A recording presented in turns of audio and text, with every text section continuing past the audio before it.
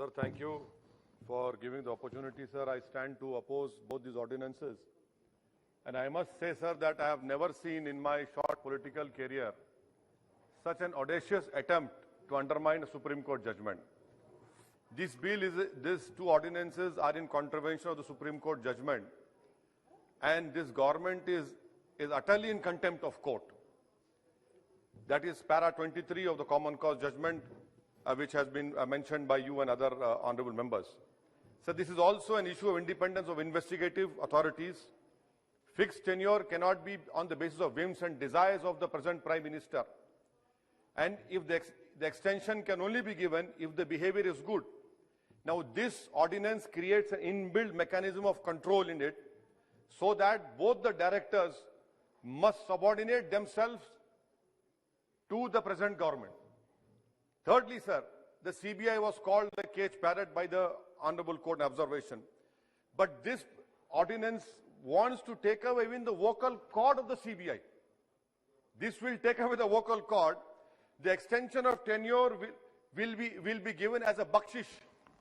That is what this ordinance wants to do. And in a constitutional democracy, sir, posts cannot be treated as a patronage. You are creating a system where you will encourage patronage. In 2013, the then CM, Mr. Modi, had called CBI a Congress Bureau of Investigation. Can the government say what reforms you have brought in CBI? Sir, instead of reforms, you have brought an ordinance to increase the dependence, to increase the CBI and ED dependence on the government. And how many cases were filed by CBI against their own officials, sir? Corruption charges against them in 10 years. 60 cases were filed against 7 RPS officers who were deputed. Only 4 of its officials were convicted in 60 cases, sir. Out of these 10 years, 7 years are of this government. This clearly shows what steps you have taken. If investigation is done on the basis of the political masters, then the independence goes away. Sir, you know for a fact that every constitutional power is coupled with a duty.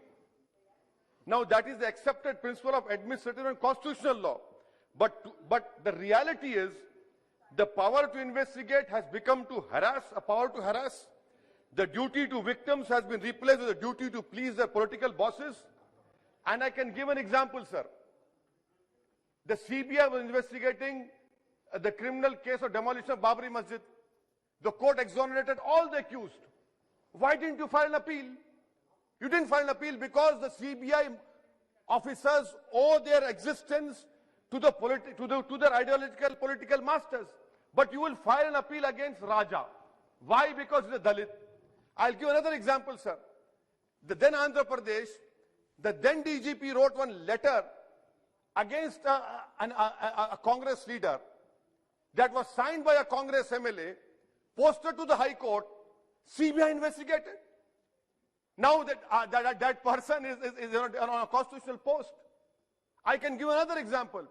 MP of Rampur is in jail. Why? Because when he was a minister about appointments, he's in jail. But what about his chief minister? You don't want to go against the chief minister, ex-chief minister, but you want to go against Rampur MP.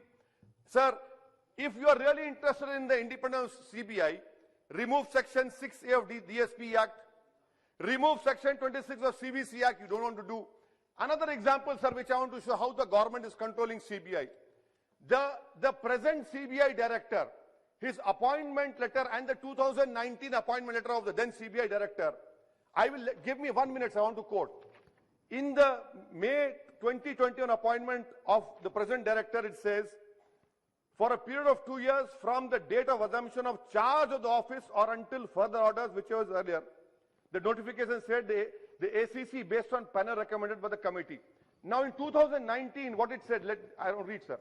The appointments committee of the cabinet has based on the panel recommended by the committee, constituted as per section 4A of the DSP Act, approved the appointment of so-and-so as director CBI for a period of 2 years from the date of assumption of change of charge of office. This is not mentioned in the present appointment of May 2021. Why? Because again you want to keep that person on your discretion. If he doesn't act, remove him. Sir, I conclude by asking the government, sir. I conclude by asking the government.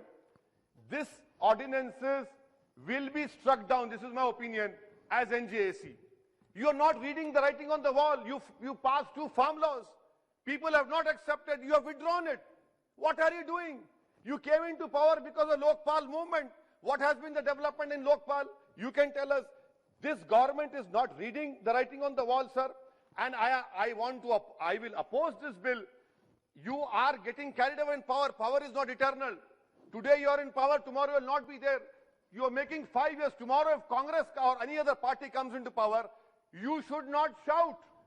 You should not complain, because you have created a double-edged sword which will also hit you badly. You are not going to be there forever. You will be coming here, inshallah. Very soon you will be coming here.